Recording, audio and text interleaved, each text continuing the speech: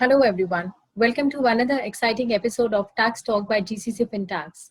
Today we have Nicolaos with us, who is the Group Head of Tax at Abu Dhabi Commercial Bank.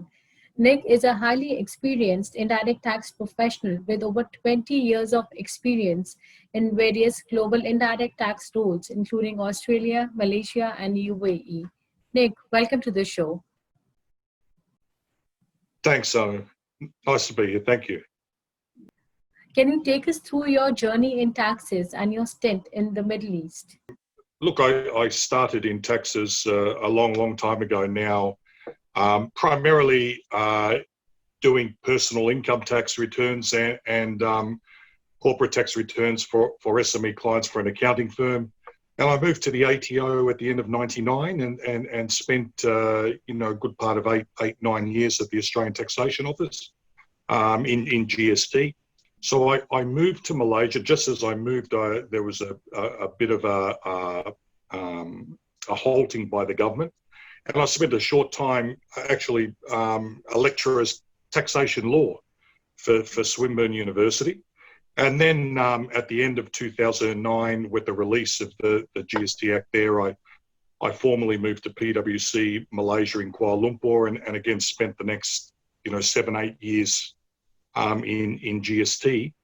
At the start of 2017, I moved to Dubai office, PwC.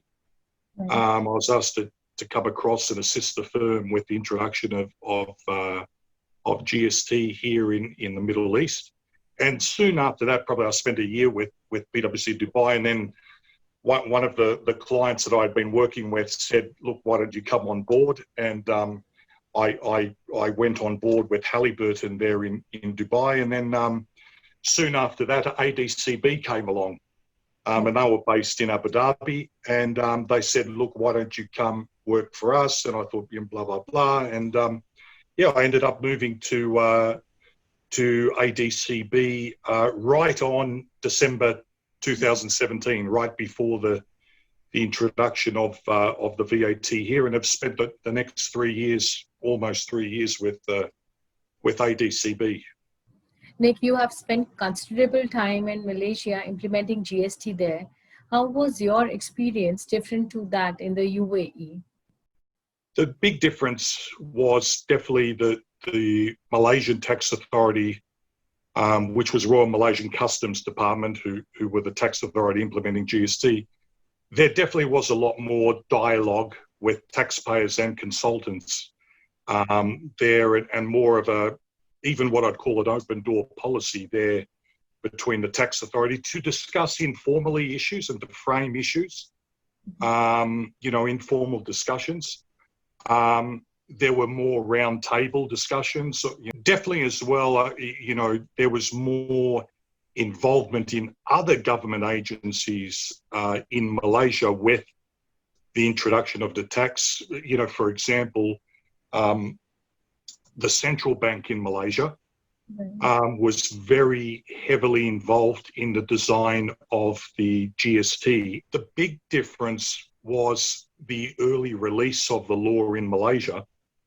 Okay. If I look back to Malaysia, the law was released December 2009, and GST ultimately was introduced in Malaysia 1st of April 2015. So you had the law released 5 years, before the due date. So it was a very different experience for consultants. Honestly, it was a very different experience because you did a lot of implementation work with clients who started their implementation early because the framework was out, even though the regulations were released in 2013. So definitely, a different sort of experience professionally. And even with my work with the Australian Taxation Office, I probably have to say it was probably some of the most interesting and challenging work I've done professionally. Yeah. Tell us, what has COVID-19 meant for your business? I mean, how has it impacted taxes in the banking sector? The bank adjusted quite quickly to these demands placed on it. And I think from a customer experience perspective, everything was fairly much business as usual.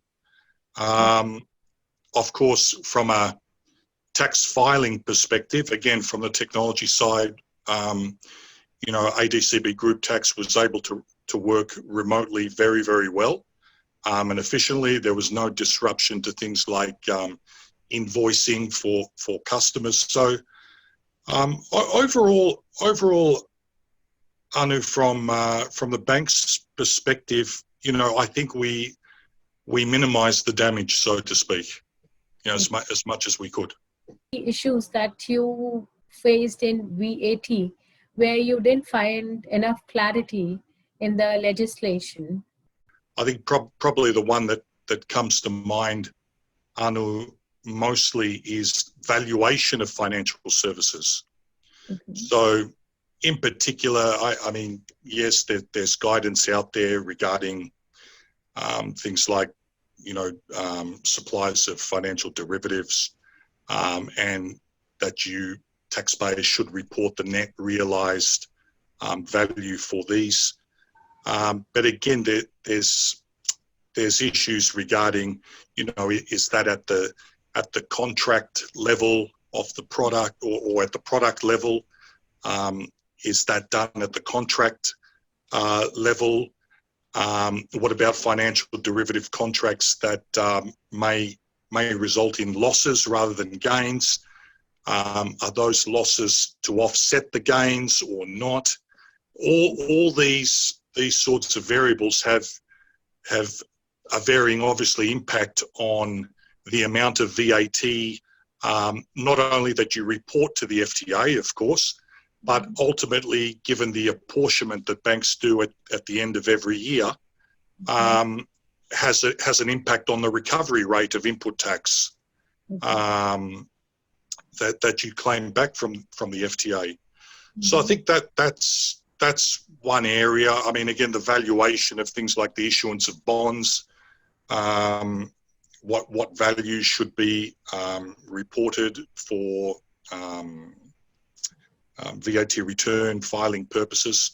So I think the valuation of financial supplies is one, and I think the other one where maybe more guidance could be provided, albeit I know the FTA has provided some to date, but maybe a little bit more detail in thrashing out some of the issues around special methods and apportionment methods in terms of the headcount method, in terms of the transaction method. What do you do with failed transactions? What do you do with cancelled transactions or reversal transactions? Should they be excluded or included as part of the transaction count? So I think that the two main areas I would say for banks would be the valuation of financial supplies and also the special method apportionment methods available to the banks. Okay, so did you approach FTA for any clarification? We have Anu, we have approached them on both matters. Actually, if I'm honest with you, yeah, we have approached them on both matters, and we are waiting for a reply from the FTA on both those matters.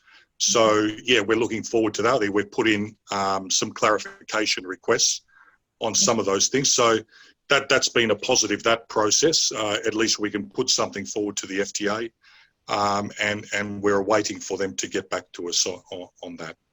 Okay.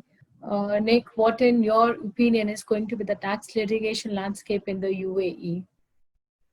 I've been pleasantly surprised that actually, pretty much from the get-go, where it appears that, where taxpayers feel that maybe the application interpretation of the law by the FTA they haven't agreed with, that they have gone ahead and, apparently, obviously what I read in the media and newspapers and what have you, they are challenging the FTA with, appeals to the Tax Disputes Resolution Committee. And So that's been surprising for me in a good way. And I think furthermore on top of that, I think what's been pleasantly surprising is to date, the TDRC and the Court of First Instance finding in favour of taxpayers more often than not in excise and VAT matters. And I think it's a good thing to see because, look, in any healthy tax system, I think there's got to be, appropriate checks and balances for everyone. And I think it's good to see taxpayers where they feel the law has not been applied as it should be, that they are not hesitant to challenge, because obviously they feel there's confidence there in the Tax Disputes Resolution Committee and the Court of First Instance. There's objectivity there, and that appears to be warranted. That faith appears to be warranted. So I think that's good to see. And I think it's good that we have, such a, in the infancy, the first 2-3 years, this sort of robustness in the tax litigation landscape. Now that ESR has been introduced, do you see corporate taxes getting introduced in UAE? Yeah, I do, Anu. I think it's inevitable. Really, the introduction of corporate tax in the UAE, and I think it's another one of those steps in terms of country by country reporting, economic substance rules, and I see the next step being corporate tax in the UAE.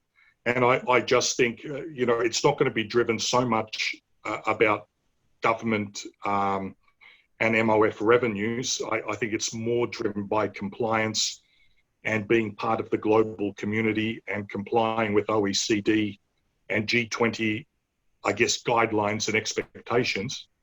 And I think because of that, I just see it as a matter of time. I don't think it's necessarily something that we corporate should be scared of. I think we're likely to see a fairly low rate of 10%.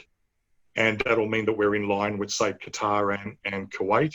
I don't foresee we'll have some sort of KSA 20% rate or higher.